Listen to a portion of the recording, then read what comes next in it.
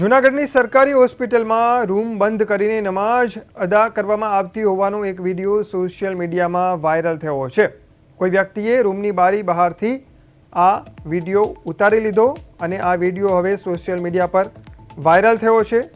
જો કે આ વિડીયો કયા દિવસનો છે અને કયા સમયનો છે તે અંગે હજુ કોઈ સ્પષ્ટતા સામે નથી આવી, પરંતુ નમાઝ અદા કરનાર વ્યક્તિ સામે હિન્દુ સંગઠનોમાં રોષ જોવા મળી રહ્યો છે। આ વ્યક્તિ હોસ્પિટલનો કર્મચારી છે કે પછી કોઈ અન્ય વ્યક્તિ છે તે અંગે પણ માહિતી સામે નથી આવી। આ વાયરલ વિડીયોને લઈને વિવિધ ચર્ચાઓ થઈ રહી છે। હોસ્પિટલ તંત્ર દ્વારા આ અંગે તપાસ કરવામાં આવે તો સમગ્ર મામલાની હકીકત બહાર આવી શકે છે।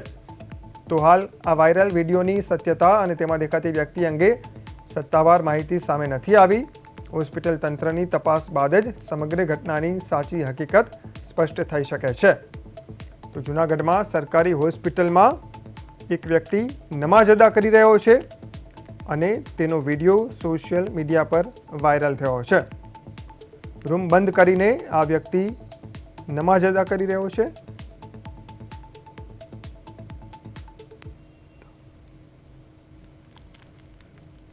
તો આ અંગે વધુ વાત કરવા આપણી સાથે વીએચપીના નેતા વિપુલ રાવત જોડાયા છે। વિપુલભાઈ, જે વ્યક્તિ સરકારી હોસ્પિટલમાં નમાઝ પઢી રહ્યો છે અને આ વિડીયો સોશિયલ મીડિયામાં વાયરલ થયો છે, સૌપ્રથમ તો આ વિડીયો અંગે આપનું શું કહેવું છે? જી, આ વિષય અમારા ધ્યાનમાં આવ્યો છે। આમ તો સોશિયલ મીડિયાનો જમાનો છે, એટલે આ એક તો વિડીયો ખૂબ વાયરલ થાય છે અત્યારે કે ભાઈ સિવિલ હોસ્પિટલની અંદર આ રીતના કેવી રીતના નમાઝ પડે। પણ ખરેખર આપને આટલું જણાવવા માંગીશ કે ખરેખર ઘણી વખત સોશિયલ મીડિયામાં જૂના વિડીયો પણ ફરતા હોય છે, ઘણી વખત અનઓથેન્ટિક પણ ફરતા હોય છે। એટલે અમે પણ પૂરેપૂરી સત્યતા તપાસી અને પ્રશાસનને પણ ગંભીરતાથી આ જે કંઈ હશે ઘટના એના સુધી અમે એને માહિતગાર કરશું અને આની રજૂઆત કરશું કે ભાઈ આવી ઘટનાઓ વારંવાર શા માટે બને છે।